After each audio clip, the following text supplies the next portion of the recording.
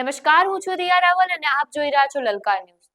બગદાણા વિવાદ અને લોક સાહિત્યકાર માયાભાઈ આહિરના પુત્ર જયરાજ આહિરની ધરપકડ બાદ આહિર સમાજમાં ભારે રોષ જોવા મળી રહ્યો છે।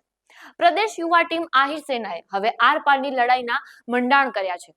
એ જાણતા પહેલા લલકાર ન્યૂઝને લાઇક, શેર અને સબસ્ક્રાઇબ જરૂરથી કરજો। વિગતવાર વાત કરવામાં આવે તો હાલમાં ચાલી રહેલા વિવાદમાં નવનીત નામના શખ્સ સામે આહિર સમાજે મોરચો માંડ્યો છે। આહિર સેનાનું કહેવું છે, જો એક પક્ષ ખોટો હોવા છતાં સંગઠિત થઈ શકતો હોય તો આહિર સમાજ પોતાના શિરોમાન્ય માયાભાઈના દીકરા માટે ચૂપ કેમ રહે? સોશિયલ મીડિયા પર વાયરલ થયેલા સંદેશા મુજબ આહિર સમાજ હવે રક્ષણાત્મક નહીં પણ આક્રમક મૂડમાં છે। સંદેશમાં સ્પષ્ટ જણાવાયું છે કે ગુજરાતના ખૂણે ખૂણે, પછી તે શહેર હોય કે ગામડું હોય, જો કોળી સમાજનો કોઈ પણ ધારાસભ્ય, સંસદ સભ્ય કે પંચાયતનો સભ્ય આવશે તો આહિર સમાજ તેમનો ઉગ્ર વિરોધ કરશે અને ખાસ કરીને સોલંકી પરિવારના સભ્યોના બગલે જે તે રીતે મીઠાઈઓ વહેંચાઈ અને ફટાકડા ફૂટ્યા તેનાથી આહિર સમાજના યુવાનોમાં ભારે નારાજગી છે। સમાજનું કહેવું છે કે વર્ષોથી જેમને મત આપીને ગાદી પર બેસાડ્યા, આજે એ જ લોકો આહિરના દીકરાને ટાર્ગેટ કરી રહ્યા છે।